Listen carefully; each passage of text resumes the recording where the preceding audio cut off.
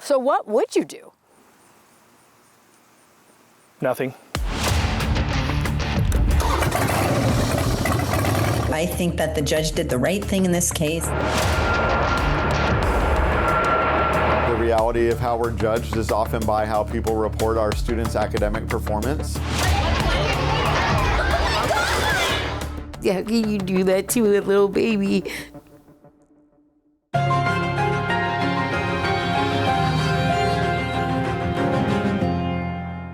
Hello. Welcome to the King 5 Investigators January Spotlight. I'm Chris Ingalls. With your help, your tips, we uncover fraud, waste, abuse, and injustice in our community. We're bringing you these stories in a monthly roundup with investigations that get results. First up, we expose a multi-million-dollar case of alleged fraud on the Hanford Nuclear Reservation. Susanna Frame reports the Department of Justice accused one of the site's biggest contractors of billing the government for work that wasn't done, putting the environment, the workforce, and the public at risk.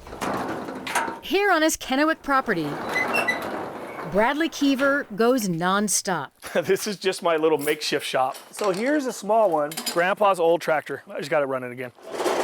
This roasts my coffee. This building right here is going to be turning into my meat packing room. This is where the roasting happens. On this side of the building, I'm putting a recording studio in. I built this from nothing.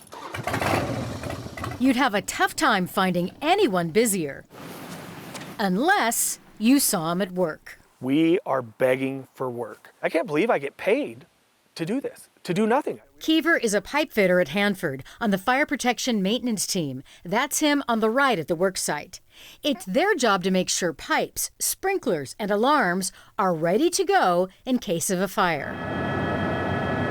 It's an essential task. Hanford is the most contaminated work site in America.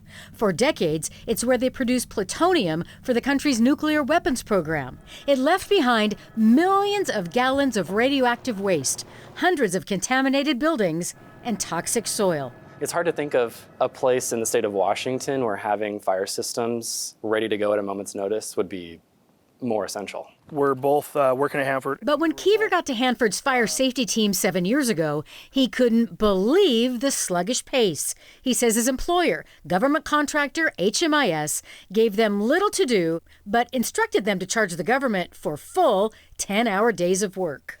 So what would you do? Read, watch Netflix.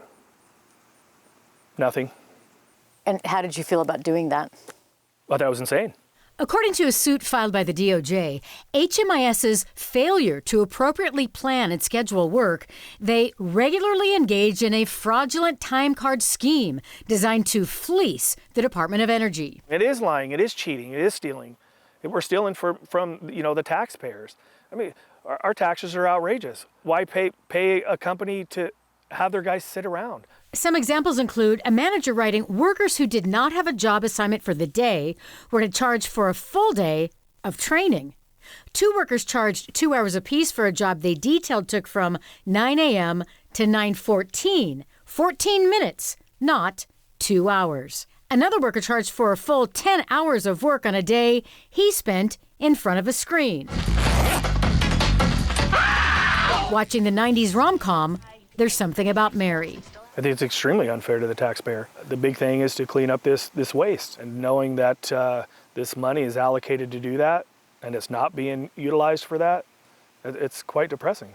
While the money was rolling into HMIS for fire safety work, federal regulators found massive gaps in maintenance, including federally required pipe inspections that had not been performed in many years. A fire is one of, if not the most likely emergency scenario out at Hanford that could spread chemical and radioactive waste far and wide.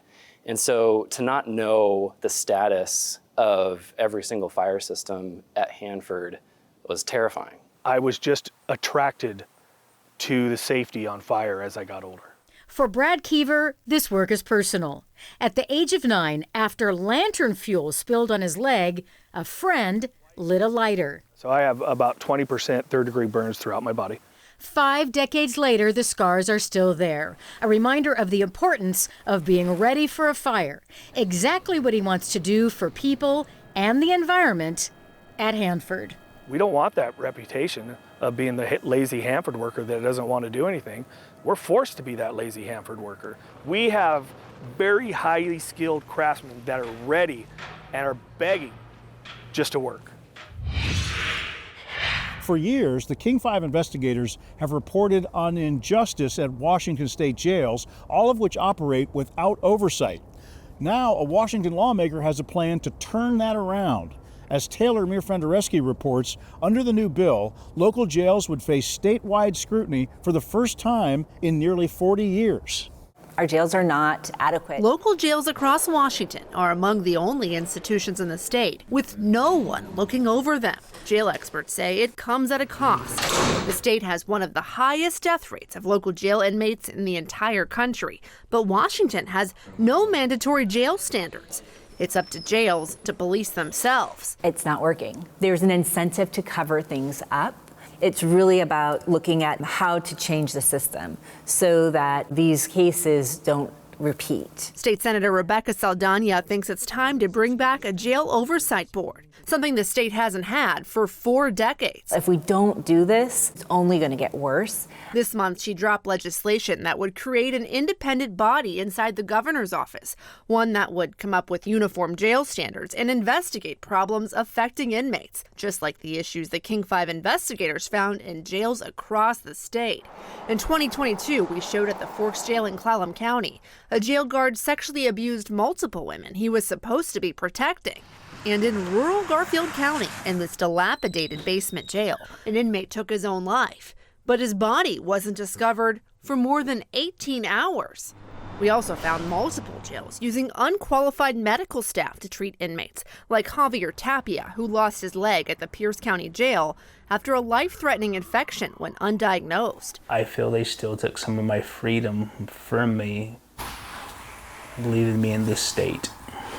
It is exactly what we're trying to prevent. States in more than half the country currently have independent oversight of local jails, and Washington used to be among them. We could see we had made this progress. In the 70s and 80s, Bill Collins of Olympia helped the state create a jail oversight body with the authority to drive change behind bars. It was improving jail operations, adding a level of professionalism. Here's one filed in 1981. More than 40 years later, he still has copies of the first statewide jail standards. Well, here's a standard. It talks about access to health care training. Bruce Kennan, who now lives in Virginia, was responsible for enforcing them. There's probably nobody that has been in as many jails in Washington as I have. He was one of 2 people tasked with inspecting every local jail in the state and made recommendations to the state board when he found violations. Yeah, I've been in favor of that coming back for a long time. A little surprised it's taken this long. Oh, there was major change in the jail operations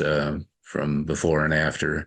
His findings during a Pacific County jail inspection still stick with him to this day. They literally had no staff. They literally just closed the doors at night and hoped that everybody was okay in the morning. In 1987, the state legislature nixed the commission and required city and county jails to adopt whatever standards they saw fit. We all had the feeling if you take away that agency with a hammer, things are going to start to slide backwards.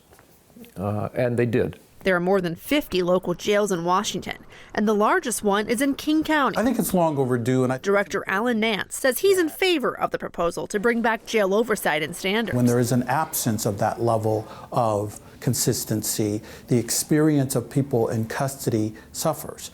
And we can do better than that.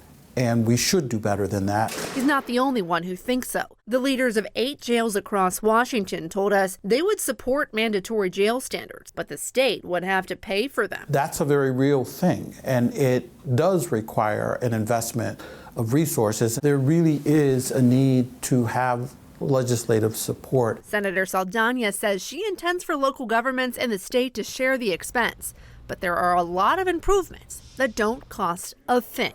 Well, not all standards are expensive. There's work that can be done already to improve the quality of care. Everything that's happening right now, for the most part, has been preventable. When a similar bill was proposed in the 2024 session, it didn't pass. Saldana is hoping to get more buy-in this time around when lawmakers reconvene in January. In the newsroom, Taylor Mirfendereski, King 5 News. You're welcome. A King 5 survey found many Western Washington school districts have lunch periods that are too short. Experts say you can't feed kids' minds if you don't feed their stomachs. Now, here's my latest report on the school lunch crunch and one school district that's getting creative to make longer lunch times and to promote better learning. Okay, so I'm pretty much ready to go. Still needs a few more minutes. It's 15 minutes before lunch, and cook Sue Wozniak is already spooning food into trays under a heat lamp. It does save a couple of seconds, which is really helpful. It's a head start before the first students Calm before the storm. arrive for lunch period number 1. Okay, you can come in.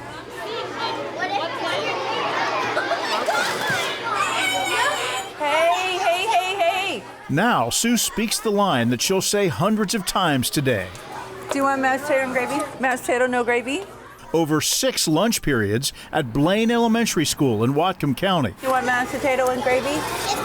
Do you want mashed potatoes and gravy? This method behind the lunchroom madness Every second counts. gives kids the maximum amount of time in their seat eating their food. We want them to eat their fruits and vegetables, so we want to give them plenty of time to chew.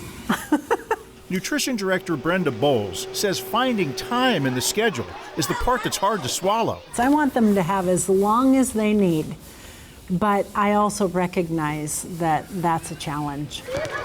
Especially for elementary schools, where a new state rule requires a half hour a day for recess in addition to academic requirements. It's a scheduling nightmare. Also, increased use of free and reduced price breakfasts and lunches means longer lines and shorter seat time. It's hectic, not gonna lie.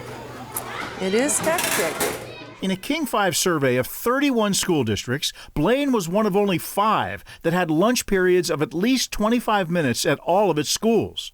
19 districts have schools with 20-minute lunch periods, mostly at the elementary level, and 2 districts, Stanwood, Camano, and Everett, have at least one school with a lunch that's just 15 minutes long. We want to make sure that kids are eating as much of their healthy meals as possible. Dr. Juliana Cohen researches lunch time and nutrition, using stopwatches to measure how long kids actually sit and eat and what's left on their trays. She says those common 20-minute lunch periods aren't enough. When kids had more time to eat, especially when they had at least 25 minutes of seated time in the cafeteria, kids ate significantly more of their meals. At Blaine Elementary, administrators eked out a 25-minute lunch period. That required a state waiver that allowed them to break each class's recess into 2 15-minute sessions so they could fit into a jigsaw puzzle of a schedule.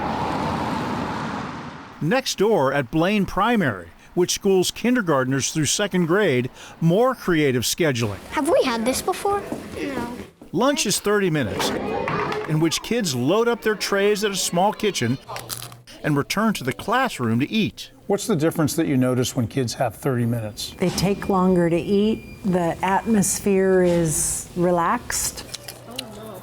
When they transition back into learning time, they can still be finishing up and munching on the last carrot. Dr. Cohen urges administrators to find time in their current schedules for a 30-minute lunch. There are going to be maybe 5 minutes less of English, 5 minutes less of math perhaps. But we're hearing from teachers is that the students are better learners. Where do you get minutes from? And I think that's something that all schools are probably challenged with in different ways. The superintendent of Blaine Schools says lengthening lunch with a bite out of math or science poses risks to all-important test scores. The reality of how we're judged is often by how people report our students' academic performance on school report cards across the state and federal accountability. I think teachers are always looking for more time with students. Next year, the state will not allow recess or PE waivers, so Blaine will lose scheduling options, and it may be forced into the 20-minute lunch periods it's tried so hard to avoid. Why do you make that face? That's going to be tough. Yeah. And we're in the exact same boat as all the other districts. Have to find a way to speed up because timing is everything. In a surprise move, a U.S. District Court judge rejected Boeing's plea deal with the U.S. Department of Justice related to the deaths of hundreds of passengers killed in 2 737 MAX crashes. The judge says the agreement fails to provide enough oversight for the troubled aerospace giant. Here's King 5's Kristen Goodwillie. It's been 5 months since Boeing pleaded guilty to conspiracy to defraud the federal government after allegedly violating an agreement related to the 2 737 MAX crashes that killed 346 people. In that plea agreement, Boeing admitted to deceiving the FAA over a critical software system, which led to incomplete pilot training.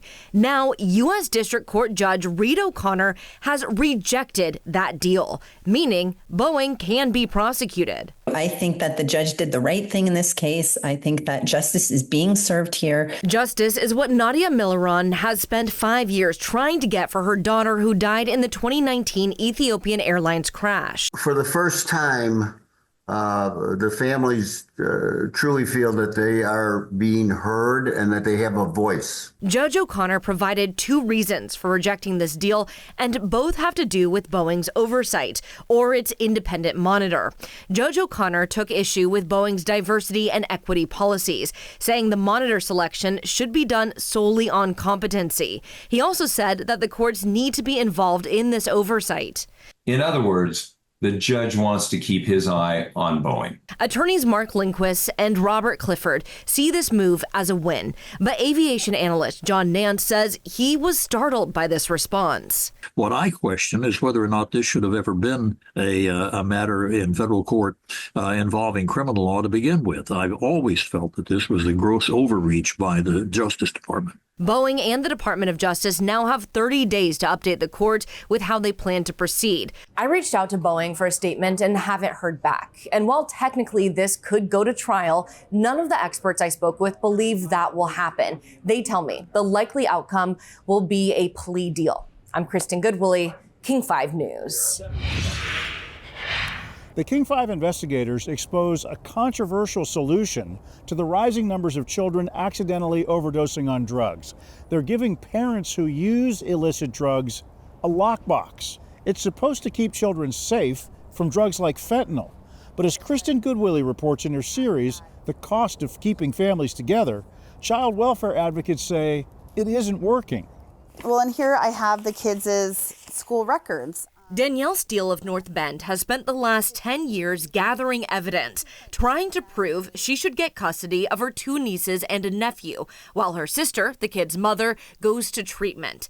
She says records of fractured bones, burns, and long stretches of missed school days show the kids are in danger. Showing my nephew missing 52.99 days of school. You did it! Danielle says an incident in the fall should have been the parents' last chance. Court records show her 3-year-old niece overdosed on tranquilizers. CPS did not take the children away. No, they did not, because they said that they did not have enough evidence. While CPS didn't remove the kids from the home, they did give the family a tool aimed at keeping the home safe. A lockbox. I mean, that is a joke. The King 5 investigators found early last year, DCYF started giving parents who use drugs like fentanyl lockboxes like this one. And the goal is to keep drugs out of reach so kids don't accidentally eat the pills or powder. But child welfare advocates say that these lockboxes do not account for the highly toxic nature of fentanyl. That is a true joke, and it's sad. It's so much bigger than that. It's so much bigger than a lockbox. Even with a lockbox in the home, another crisis happened. 3 weeks ago, Danielle says the kids got their hands on drugs lying around the house. The kids started getting into it. That's how they found it. And none of it in a lockbox. None of it in a lockbox, yeah. Houses nowadays.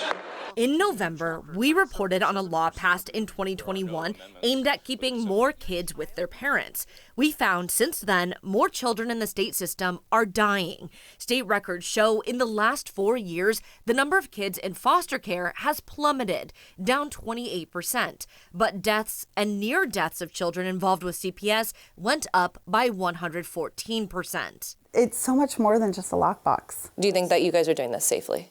Yes. Doreen Perez is an official with the state agency charged with keeping children safe, DCYF. We certainly think that this is an opportunity to prevent harm. If it's not being provided, then there's no opportunity. And without that, there's no opportunity to try and keep them safe. DCYF uses several tools to keep kids safe. Services like offering treatment to parents, housing, childcare, parenting classes, social worker visits, and in the last year, a lockbox.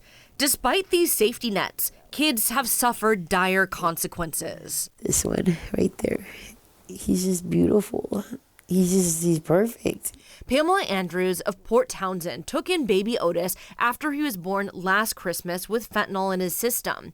The CPS safety plan called for the mom to go into treatment and the father to move in with Pamela. But I should have done more. But what could you have done? Ran away with him.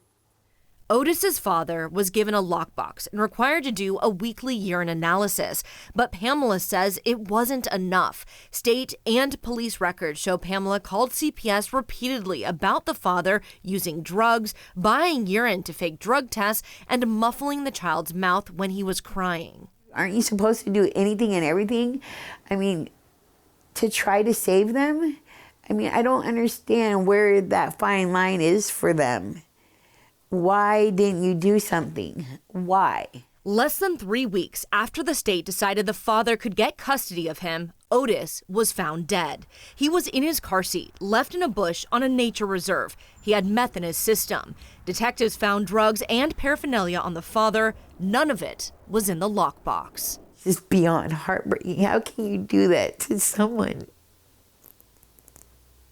And he deserves so much more. King 5 spoke to 24 child welfare advocates who were all surprised these lockboxes are part of a safety plan, especially given the death toll associated with fentanyl. From prosecutors, their solution to that problem is to provide a lockbox as opposed to taking the kid out of the house. That is shocking. To social workers. We can't expect a parent who's actively using multiple times a day to remember to safely store their drugs. Even a mother in recovery and currently using a lockbox says it would be hard to use while on fentanyl. But like when it comes to fentanyl per se, and that type of drugs, and like I would have to say no, they're not good enough because they aren't always used properly. I have to get them things because their mom can't get them together. Danielle Steele, whose niece overdosed on drugs last year, says the kids are still living with the parents. She's constantly worried, even with a lockbox. Children have rights too. They should have rights. And they should have somebody who's looking after them when the parents are not doing it. And that's it for the King 5 Investigators January Spotlight. We'll be back next month with more investigations. In the meantime, if you have a tip for us, email us at investigators@king5.com or scan the code on your screen. I'm Chris Ingalls. On behalf of all the King 5 investigators, thanks for watching.